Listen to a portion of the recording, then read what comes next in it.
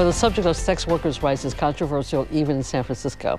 Now, during the month of October, billboards on San Francisco's Muni, AZ Transit, and BART featured ads that talked about the rights of sex workers.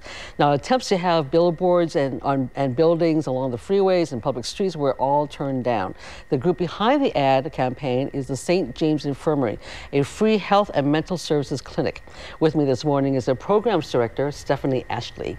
Thank you, Stephanie, for being here this morning. Thanks for having me. I know that the campaign is still going on. It's winding down. It was public for about a month or so. Let's just go back to the beginning and tell us a little bit about the St. James Infirmary. What exactly is it that you guys provide? Sure. The St. James Infirmary is an occupational health and safety clinic for current and former sex workers, as well as their family. And we've been around for about 12 years. We are largely a peer-based organization, so a lot of the people providing services have also been involved in the industry. And we provide primary medical care, we provide counseling, HIV, STI testing, as well as support groups, community space, places for people to connect with one another. And I understand this is a free clinic? Yes, all our services are free. How can you afford to do that? Especially this day and age. Sure. Well, we have a pretty diverse set of funders, and we're very good at turning over every rock that we can find to look for a little bit of money to keep ourselves afloat. We're a relatively small program, and we run a lot of our medical providers and our staff are volunteers, so that always helps. Well, you said that you extend your medical coverage to families. Yes, we. So the clinics that you have and the services you have are not just for the adult sex workers.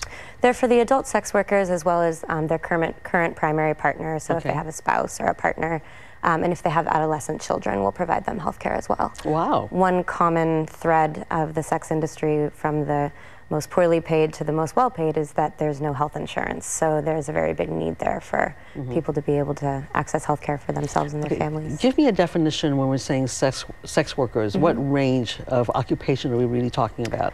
We consider sex work as an umbrella term, so it could be anything from nude modeling, exotic dancing, to more commonly thought of things like prostitution, massage parlor workers. It's basically anyone whose income is generated from some sort of adult entertainment. Okay, so maybe their income isn't so great that they can go to a private physician, although I understand that they do that too. Right. I mean, we do see some people who have higher level incomes, but a lot of our people are working on the streets and not making very much money, or maybe they're working, in exchange for survival needs like food or shelter. So, but across the spectrum, as I mentioned, no one in this industry has health insurance. So, exactly. Yeah. So the infirmary decided to embark on a campaign, letting people know that sex workers have rights. What kind of rights are we referring to? Well, I don't know that it's so much that we have all the rights that we need, it's that we deserve the rights. Okay. So we are launching this campaign in the hopes to sort of demystify and humanize people involved in the sex industry, to say that, look, these people are not folks living in the shadows of society. These people are parents, they're students, they're teachers, and they're people who deserve respect and dignity, and they deserve to have health care as well. Okay, well, why don't we take a look at a couple of the posters that are on these the transit, and the photographs themselves are fine. I mean, they're just kind of everyday, ordinary people. So what was controversial about these?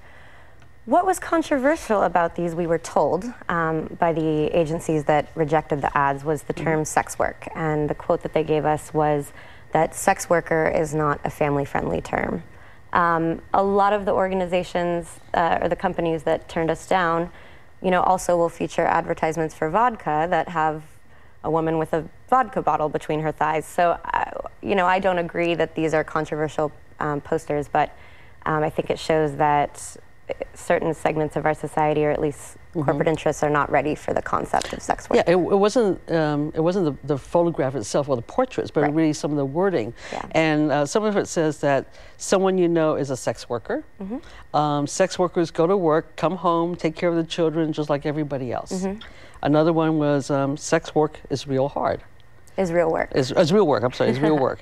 And sex workers' rights are human rights. Yes. So it's just really the two little words, sex worker? That was it. That was it. But the transit systems here in the Bay Area agreed to go ahead and take your ad.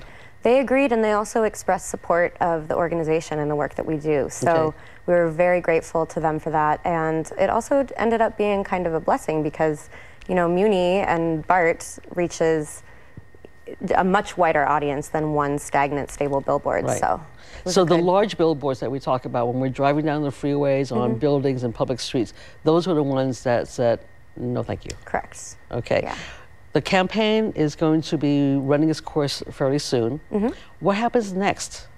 What happens next is we're going to continue to use the posters that we've produced to educate other healthcare facilities, educate other people who may, or organizations that may be coming in contact with sex workers and may not have really thought critically about what working with those folks means. And we're also going to use the posters to continue to get the word out to the community. I hope that if there's someone who's a worker and doesn't feel comfortable telling anyone about it, that they might see this Muni bus and know that, oh, there's a place that I can go and be around community and, you know, not be judged. Okay, well, thank you very much for sharing the information. It's something that, I mean, I'd never really kind of considered it as being very controversial nowadays, but there's all sorts of different things going on, right? Absolutely. All right, thank you very much, Steffi, for being here and sharing the information. Thank you. But coming up now on Bay Area People, some of the best women artists will be showing off their wares at the annual Craftswomen Fair. So stay with us, we will be right back.